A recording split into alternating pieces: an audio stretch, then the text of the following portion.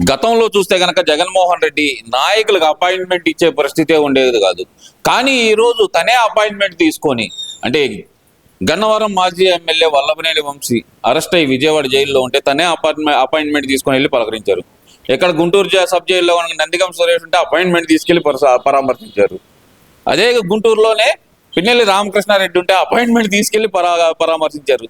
గతంలో అపాయింట్మెంట్ ఇవ్వని జగన్మోహన్ రెడ్డి ఈ రోజు ఆయనే అపాయింట్మెంట్ తీసుకుని వెళ్ళే పరిస్థితికి ఎందుకు వచ్చాడు అనుకోవచ్చు అంటారు. అందరికీ నమస్కారం అండి. ఈ ప్రజలు నమ్మి ఒక్కొక్క అవకాశం అని అడుక్కుంటే జగన్ రెడ్డి వాళ్ళ అమ్మాయిలందరూ రాజశేఖర రెడ్డి గారి కుమారు కాబట్టి అంతకన్నా బాగా చేస్తారనే ఉద్దేశంతో అత్యధిక ఓట్ల మెజార్టీతో ఇప్పుడు జగన్ రెడ్డిని గెలిపించారండి 19లో.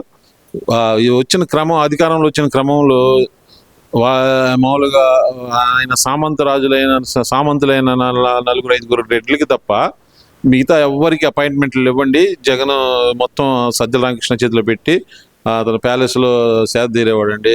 పబ్జీ ఆడుకుంటా అతను అవినీతి డబ్బులు లెక్క పెట్టుకుంటా సేద తీరేవాడు జగన్ రెడ్డి. ఇప్పుడు ఏంటంటే జనాలు ఎన్ని క్షుణ్ణంగా పరిశీలించి గమనించి ప్రజలకు జరిగిన మోసాలను వాళ్ళు బేరే చేసుకొని జగన్ రెడ్డికి 11 సీట్లు ఇవ్వడం జరిగిందండి. ఇప్పుడు ఏంటంటే ఇంకా కంప్లీట్గా డెడ్ అయిపోయిందండి వైసీపీ ఆంధ్రప్రదేశ్లో. దాని పార్టీని మళ్ళీ బతికించుకోవాలి, మళ్ళీ జనాలను మభ్యపెట్టాలనే ఉద్దేశంతో జగన్ రెడ్డి అతని హయాంలో చేసిన నేరాలు అన్నింటికి ఇప్పుడు తెలుగుదేశం పార్టీ హయాంలో చట్టం బాగా పనిచేస్తుంది కాబట్టి వాళ్ళందరూ లోపలికి వెళ్ళడం జరుగుతుందండి. చట్టం తన పని తాను చేసుకుపోతూ అవినీతి, అన్యాయాలు, నేరాలు, ఘోరాలు, క్రిమినల్ అందరినీ ఒక్కొక్కరిని వాళ్ళ చిట్టా బయట పెట్టి ప్రజలకు తెలియజేసి కుటుంబ ప్రభుత్వం ఒక్కొక్కరిని అరెస్ట్ చేస్తుందండి. ఇది చేసే క్రమంలో మళ్ళీ వాళ్ళ జగన్ రెడ్డి రహస్యాలు ఏమైనా బయట పెడతారని భయపడి జగన్ రెడ్డి ఒక్కొక్కరి దగ్గరికి పిన్నెల్లి మాచల్ ఎమ్మెల్యే, ఎమ్మెల్యే దగ్గరికి, నందిగం సురేష్ దగ్గరికి, మామూలుగా ఇప్పుడు ఈ 6 అడుగుల అందగాడు ఆయన వంశీ దగ్గరికి జగన్ రెడ్డి వెళ్తున్నాడండి. జగన్ రెడ్డికి కమ్మోళ్ళలో ఉన్న అందగాళ్ళంటే మహా పిచ్చండి అతనికి. అందుకనే వాళ్ళందరినీ పక్కన పెట్టుకున్నాడు. తెలుగుదేశం పార్టీలో గెలిచిన వాళ్ళందరినీ వాళ్ళని ప్రేమించి వాళ్ళని పక్కకి తీసుకున్నాడు జగన్ రెడ్డి. అంటే ఇలా నాకు అర్థం కావట్లేదు. అరెస్ట్ అయితే గనక అన్యాయంగా అరెస్ట్ చేశారు, లేదంటే తప్పుడు కేసుతో అరెస్ట్ చేశారు అని చెప్పటం ఒక పద్ధతి, లేదు దాన్ని సాక్ష్యాధారాలు చూపించడం ఒక పద్ధతి. ఇది వల్లభనేని వంశీ అందగాడంట, కొడాలి నాని అందగాడంట, దేవినేని అవినాష్ కూడా లోకేష్ కంటే బాగా అందంగా ఉన్నారంట. వీళ్ళందరూ రాజకీయంగా ఎదుగుతున్నారు, తన సొంత కులంలో వాళ్ళు ఎదుగుతున్నారు, అందంగా ఉన్నారని చెప్పి నచ్చక అరెస్ట్ చేశారంటే ఏంది? కూటమి ప్రభుత్వంలో ముఖ్యంగా చంద్రబాబు నాయుడు గారికి కడుపులో మంటగా లాగా ఉండి వీళ్ళందరూ అందరం చూసి కడుపులో మంట పుట్టి అరెస్ట్ చేశారంటే ఏంటి? ఇదేనండి జగన్ డబుల్ స్టాండర్డ్కి నిదర్శనం.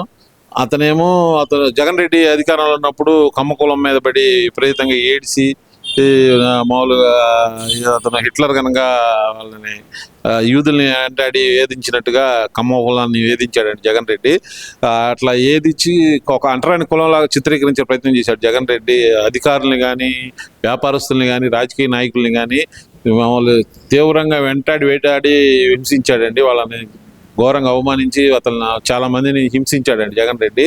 ఇప్పుడు సడన్గా ప్రభుత్వం మారేటప్పటికి మళ్ళీ అప్పుడేమో చంద్రబాబు నాయుడు కమ్మ కులం అది ఇది అని చెప్పి ఇష్టం వచ్చినట్టు వాగాడండి. ఇప్పుడేమో చంద్రబాబు నాయుడు కమ్మ కులం అంటే పడదు, కమ్మ కులంలో వాళ్ళు అందంగా ఉంటారు, 6 అడుగులు ఉంటారు, 7 అడుగులు ఉంటారు, అందుకని చంద్రబాబు మరి ఇప్పుడు నీ పక్కన ఎవరైనా టక్కు కట్టుకుని నుంచుంటేనే నువ్వు ఓర్చుకోలేను, జగన్ రెడ్డి కళ్ళజోడు పెట్టుకున్నా ఓర్చుకోలేనివాడివి.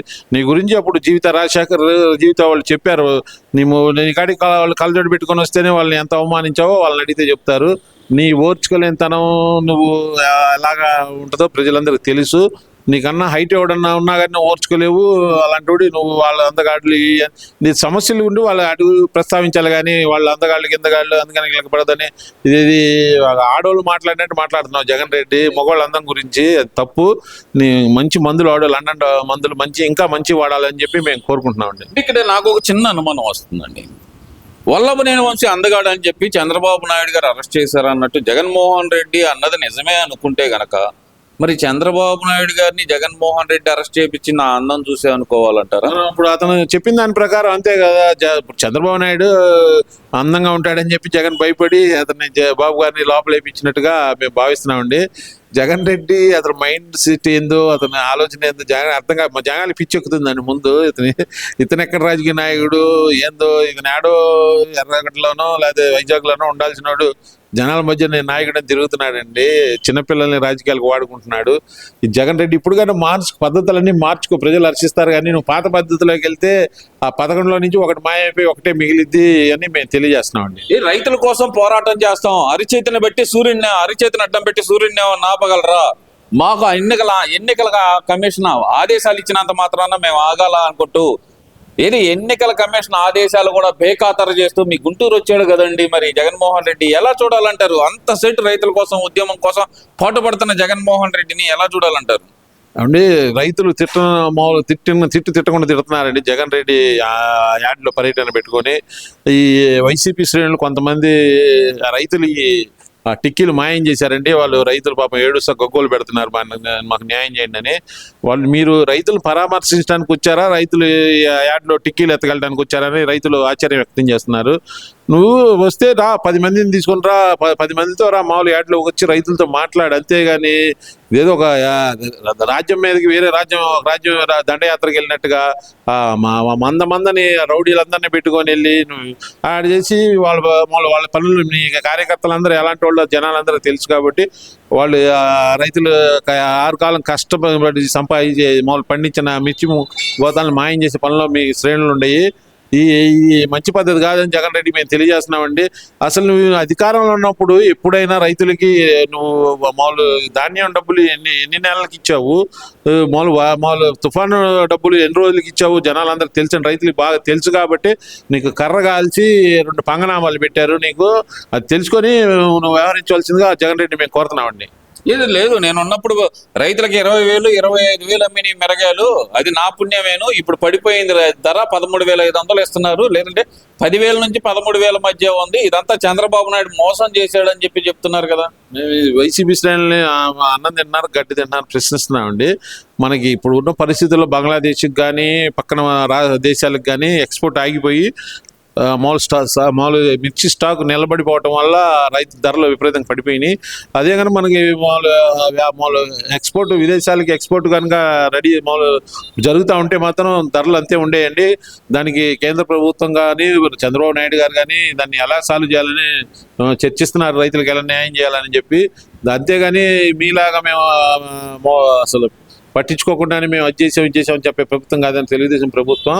ఈ విషయం రైతులు నిన్న తెలంగాణలో వాళ్ళు మాట్లాడారు. ఆ వీడియోలు కొన్ని చూస్తే వైసీపీ శ్రేణుల గురించి రైతులు ఏం మాట్లాడుకుంటున్నారో తెలుస్తుందండి. వాళ్ళు పిలవకుండానే, రైతులు వాళ్ళు చెప్పుకోకుండానే ఏదో తగుదునమ్మా అని చెప్పి పిలవని పేరంటానికి వెళ్ళి నువ్వు షోయింగ్ డ్రామా, నువ్వు పండించిన డ్రామా అంతా రైతులు అసహించుకుంటున్నారు. వాళ్ళు నువ్వు పోవటం వల్ల ప్రయోజనం జరగకపోగా వాళ్ళు ఎన్నో టిక్కీలు పోగొట్టుకొని తీవ్ర ఆవేదన వ్యక్తం చేస్తున్నారు రైతులు. అంటే ఇక్కడ నాకు అర్థం కాని విషయం ఏంటంటే, గతంలో చూస్తే కనుక ఇప్పుడు మీరు అన్నట్టు రైతుల దగ్గర దోచుకున్నారు అంటున్నారు. మరి ఎంతో మంది ఒక రకంగా చెప్పాలంటే కోటీశ్వరులు, అపర కుబేరులు. మరి జగన్మోహన్ రెడ్డి అపర కుబేరుడు.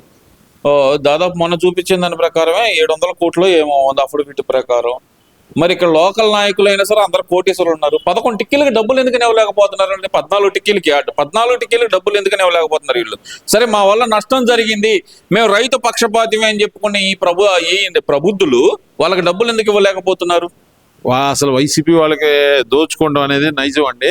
ఎక్కడికి వెళ్ళినా వాళ్ళకి దోచుకోవడం మామూలు మర్చిపోలేకపోతున్నారు. వాళ్ళకి దోచుకోవడం అంటేనే వాళ్ళ బ్లడ్లోనే ఉందండి. వైసీపీ వాళ్ళ బ్లడ్లోనే దోచుకునే లక్షణం ఉందండి. కాబట్టి పాపం రైతులకి అన్యాయం చేసి వాళ్ళ టిక్కీలు దోచుకున్నారు. ఆ రోజు దోచుకున్న డబ్బులకి రైతులకి వాళ్ళ డబ్బులు వాళ్ళకి చెల్లించవలసింది జగన్ రెడ్డిని మేము కోరుతున్నామండి. రైతులకు న్యాయం చేయవలసిందిగా కోరుతున్నాము. వాళ్ళ ధర అంటారా ఒక్కోసారి పెరుగుతూ ఉంటుంది, తగ్గుతూ ఉంటుంది. దీని గురించి కూడా కేంద్రంతో చంద్రబాబు నాయుడు గారు చర్చించడం జరిగిందండి. త్వరలోనే రైతులకు కూడా శుభవార్త వస్తుందని మేము ఆశిస్తున్నామండి.